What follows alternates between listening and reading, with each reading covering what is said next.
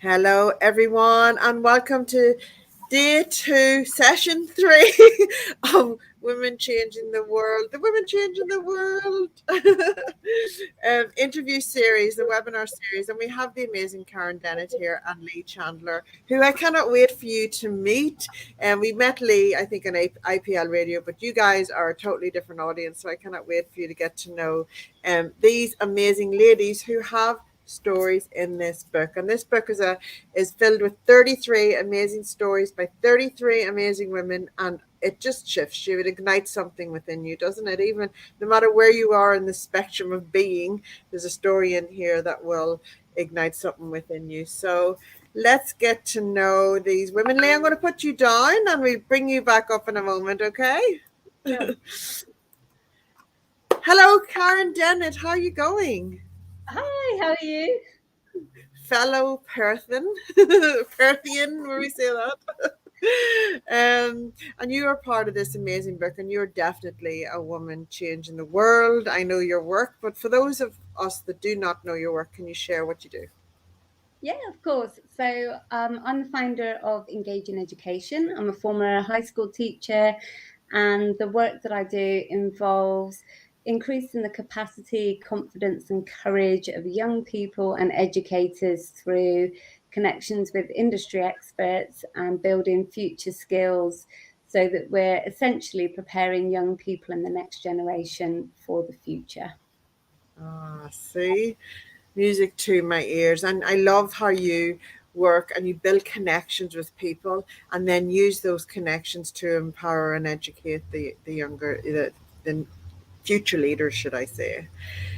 Um, Karen, what does changing women changing the world mean to you? Okay, so for me, to be a woman changing the world, I don't think you actually need to be doing, amazing, show-stopping, incredible work. I just think you need to be making a difference in your own way. It's about being authentic. It's about taking your strengths, finding your strengths, and using those strengths to harness and build the capacity in other people and inspiring other people to, I guess, it's about helping people find their value and helping other people understand that they do, and get I guess letting people recognize the value they have and then building on that so that they can shine in their own unique way and make an impact in their world. So it's about creating that ripple effect. And I think that we all have that ability and capacity within us. And I think that anyone could be a woman changing the world. It's not just down to a few individuals. I think it's about putting yourself out there, being vulnerable, and showing, I guess, what you're doing so that other people can obviously learn from that and do that themselves. Yeah, don't hide behind it. Share it with the world because we can all learn from each other and pour into each other, isn't it? I just love how you explain that. And we've heard the ripple effect so many times Mm. in these conversations, but it is that do that one action that you make will have a ripple effect, and that one person that you impact will have a ripple effect. It's worth it. Don't ever hold back. Just action it, isn't it, Karen? Yeah. Can you tell us about what you do to make the world a better place? We're going to be here a while, Karen. Yeah, of course. So I guess for me, it's about education. It's about working with and guiding the next generation. So a lot of that is obviously working directly with young people.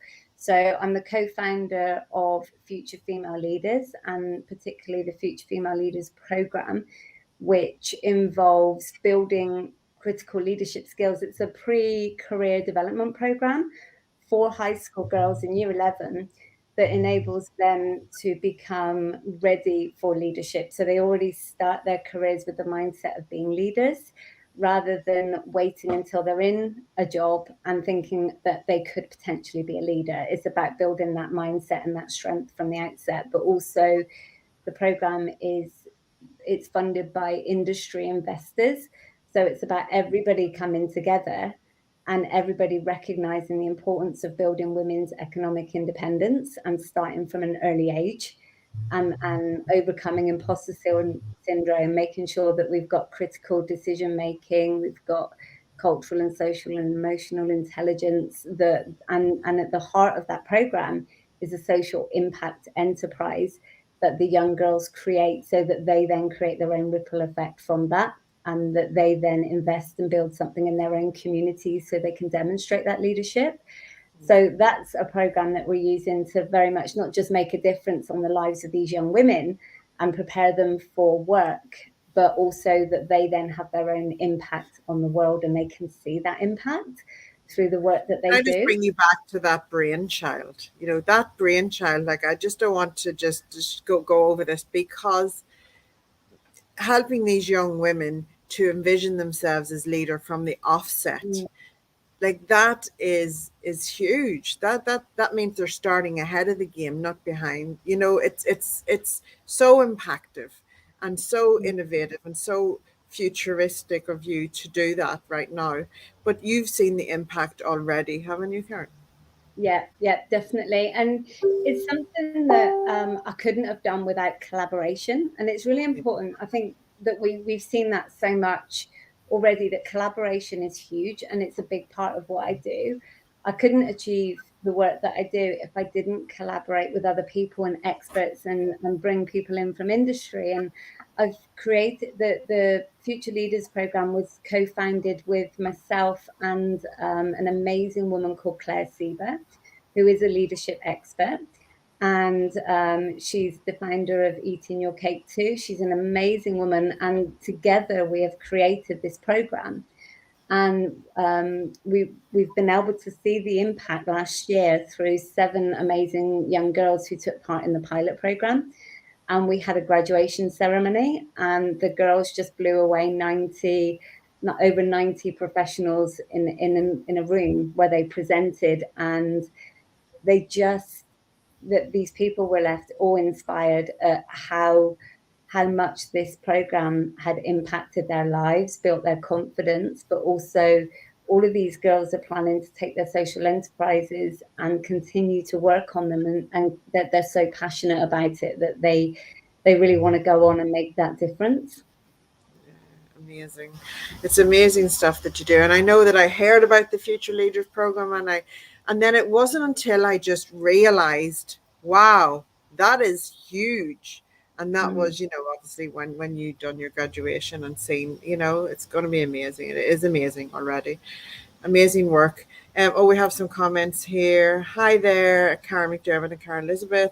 Real mindset shift for those lucky girls. There you go. I'm going to go back over to my thing. So where can we find you online, Karen? Yeah, of course. So the website, www.engagingeducation.com.au, it includes details about the Future Female Leaders Programme. And it also includes details of what we provide for teachers as well. So part of what we do is empowering teachers to have the information and the resources to help them to guide the next generation, essentially, but in a way that doesn't add to the teacher workload, but it actually enriches it. So we work with teachers to support them with those connections. So everything is all on Engage in Education, but a really great way to reach me also is through LinkedIn. Yeah, amazing. It doesn't add, it enriches. I love that. I love that. Thank you so much, Karen Dennett. For anyone who doesn't know Karen Dennett, please check out her work and what she does in the world, and support anything that she does, because she's so humble in it, but she shows up to make an impact for others. So thank you so much, Karen. Thanks for having me. I want to welcome the amazing Leah Chandler. Come join me, Lee. How you going? I'm good, thank you. How are you, Karen? I am really good. And I love that you and Karen Dennett or Karen Elizabeth are on the same webinar, because you are both making a difference in the younger generation, which I absolutely adore. So can you share with everyone what you do? Okay, so I'm Leah Chandler. I actually run Kids Fit Australia. So basically, what we do is we work through predominantly most of Australia. So we have programs running in different states. And what we do is we actually work with kids that perhaps show emerging behaviour. And around that, we also work with the educators and the parents and carers that actually work with them as well. So we work with that support group. So we provide programs for educators, parents and carers, and also yoga and mindfulness and other programs for kids right from an early age, so from 2 and up. We do that through early learning centres and schools, and we also partner with like-minded organisations to run those programs. Amazing work. The foundations of learning, of the foundations of life, isn't it? It is, definitely. Yeah. What does women changing the world mean to you, Lee? Well, I think women changing the world. There's a lot of women that have a lot of drive. They run families as well as actually businesses, and I think the reason they often run businesses is because of whatever their family has brought to the table for that. So I know personally, one of the reasons why I do what I do is actually because of our family. It inspired me to actually look in that space and actually want to make it a better opportunity for kids like my children who perhaps have showed emerging behaviour, autism, ADHD, any of those kind of things, and other things that sit in that disability realm. And it could be more on the mental disability side, or it could be on the physical, or both. So there's also a lot of things going on in the world now where you see a lot of anxiety in kids, and we also see that run through the families, including to the parents, but it also extends to the educators, especially in the world we're living in right now. So I guess women changing the world to me is women actually wanting to make a difference within their community. And normally it's because they have that connection with their family in some way, or it could be a community thing where they really wanted to make a difference in some way, and that's how they've started their business. And they're very passionate about seeing that change and actually seeing people actually communicate together instead of not doing that, and actually being able to bring across what their view is and show that positive impact in their community. Amazing. And don't you, from your own experiences, when you get that passion to make a difference and you see and you can identify where the need is, it's so much more impactful, isn't it? Because you can put your perspective on it and offer a solution. Yes, and I think women are very good at, they're quite, a lot of women are actually quite good at empathy. So they will actually know if they've been in a situation, they can actually see it in somebody else. They can normally read that and they want to help. So women are good in that way, and they can actually usually see that, and they'll want to actually build that community around that because they know how lonely it can be being in that situation themselves. So that will obviously depend on what they actually are doing, but usually it's that way, and we tend to, as women, we tend to actually be able to see that and have a lot of empathy for another family or another mum. Yeah, it's a very special thing, isn't it? Tell us about what you do to make the world a better place. I know we've heard a little bit, but what's the day to day for you? What is that? What does that look like? We have a lot of yoga and mindfulness programs running from 2 years of age up to 5 years in early learning centres and childcare centres across Australia. And we specialise in seeing emerging behaviour and actually helping those children learn how to self-regulate, and obviously mind-body connection. And at the same time, while we do that, we actually educate the educators to actually come in and be part of that solution with us. At the same time, we often work in centres or centres or schools to actually provide something we call Move, Play, Focus, which is our educator sessions. And we look at practical ways to guide educators to self-regulate themselves, because it's such a big job of what they do, and they look after our children for a very long time of the day.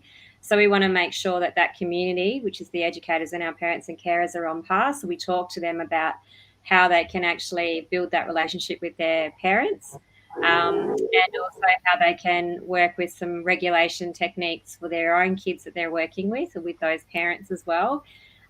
So we do that, and we also look at, times of learning, how they can actually use movement and play to actually help those kids guide into actually engaging for their learning as well. So we really enjoy that. And of course, on the parent side, we have something called Move, Play, Calm, which we run for parents. And often that's to do with the centres and the early learning centres. It's like a 3-tiered situation where we have a yoga and mindfulness in the centre for the kids. We have an educator session running, and we also have a parents and carers session available too. So that means that they all have the same kind of options, and they can take it home. They can use it actually in the centre, and the kids, of course, can use it in everyday self-regulation methods. So that's what we do. It is, God, it's no mean feat whatsoever, but it is, you know, promoting that kind of self-regulation, really, isn't it?